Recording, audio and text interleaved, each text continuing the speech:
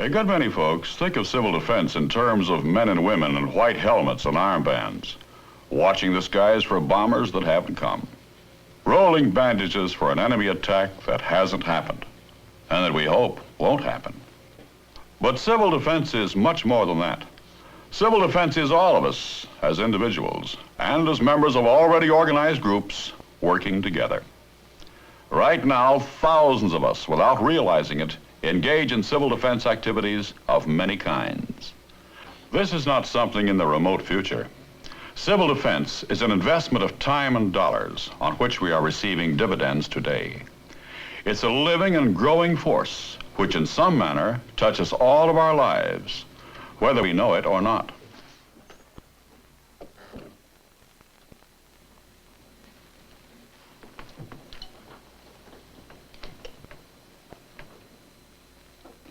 Here is the story of two truck drivers named Joe and Slim. Hard-working boys who are not very different from the millions of others who pilot these big rigs on the highways all over this great country of ours. It's the story of what civil defense means to them and to all America right now.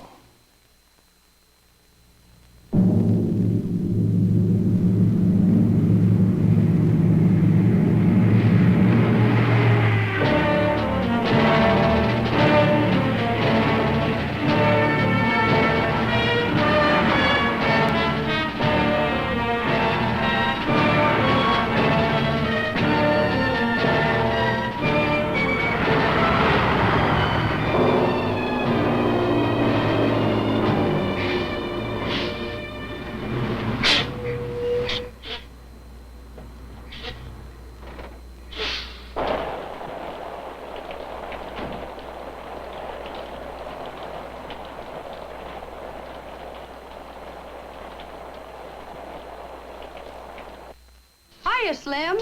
Hi, Sue. Well, what do you know? Slim boy looks like he'd been out in the town last night. Where'd you get those satchels under the eyes? How you been the last couple of days, Slim? We missed you. I've been down the valley, Sue, hauling people out of the flood zone. 36 hours at the wheel. Man, I'm shot.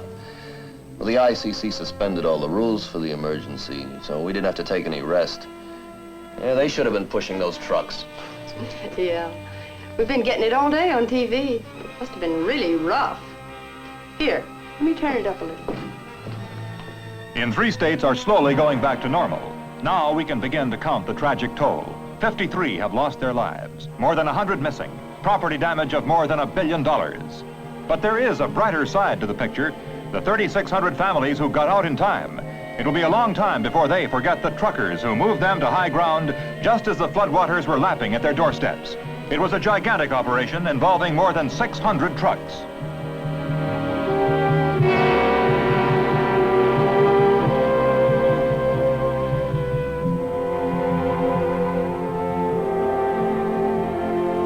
The Red Cross, as usual, was right on the job, too.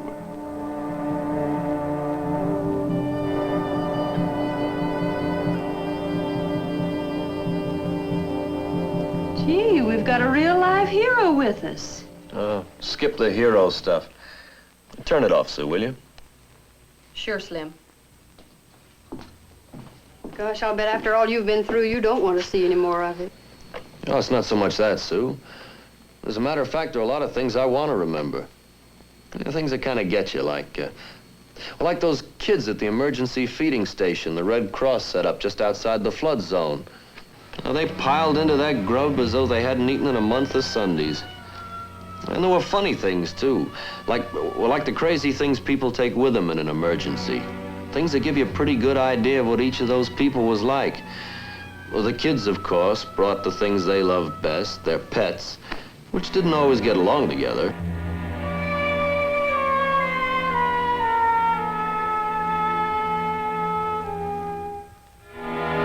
And some of the men left everything home but their securities. It was pretty amusing sometimes. But it was plenty tough, Sue, and I just as soon forget about it. He hasn't seen anything yet. What if the bomb drops down on us? The bomb? What's that got to do with us? I'll take the pork chop, Sue. Well, not so good today, huh? Make it corned beef. Haven't you heard of how they're mobilizing trucks for civil defense? In my town, we have a plan that'll put all of our 1,400 trucks to work as soon as we get the first warning of an attack.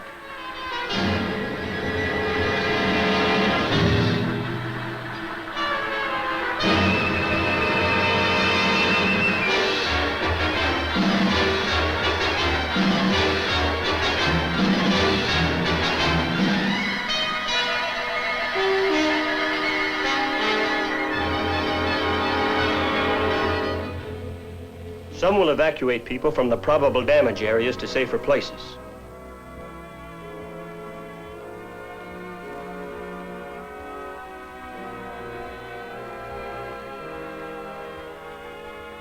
After attack, some will carry the injured and the helpless to hospitals and shelters.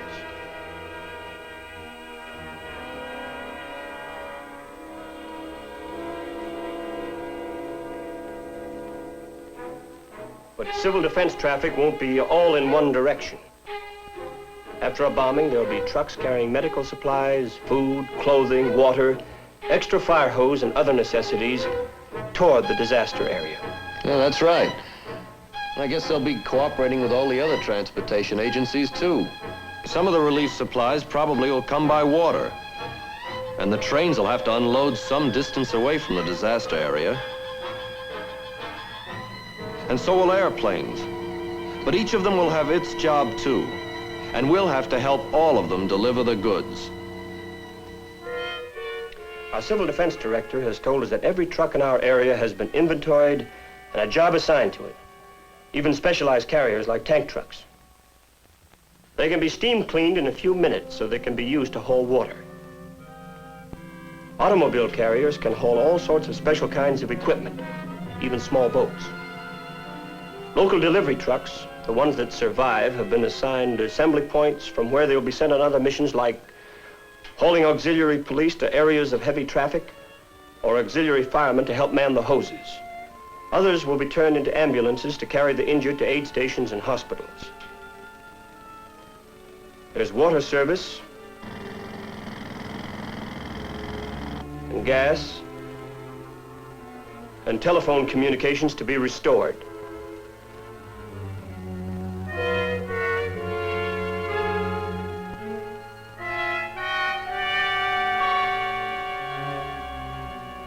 And that's not all either. Under our disaster plan, whole fleets of trucks have been assigned the job of helping to keep the factories going. The bomb can't knock out trucks as long as we have roads to travel on. Yeah, we don't even need roads. I could take that rig of mine across the fields if I had to, big as it is.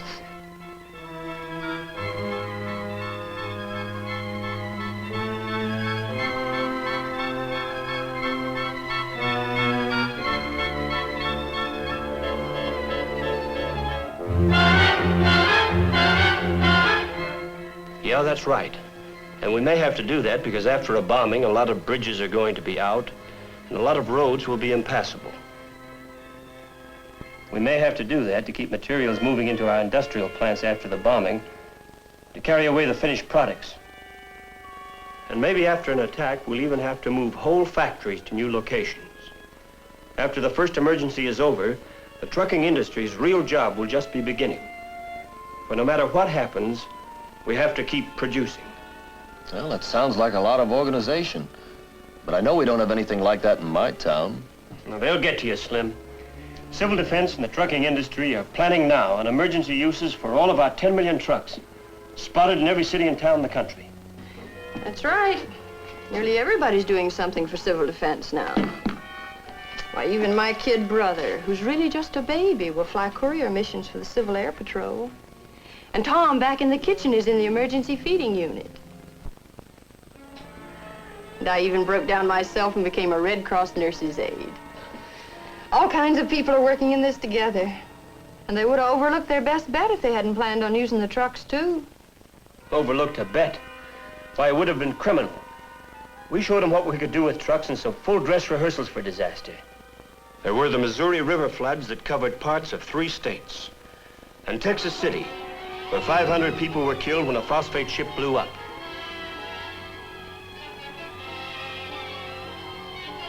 And the hurricanes that seem to hit us worse every year. We did the job then, and if we're organized all over the country as we will be, do you think bombs are going to stop us?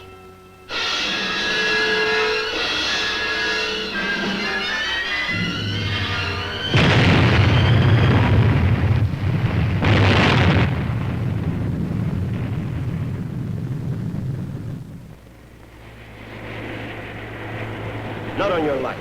Sure, they could set us back, and they might flatten your city or mine. Could be pretty awful. But we can lick them. We can lick them with 10 million trucks.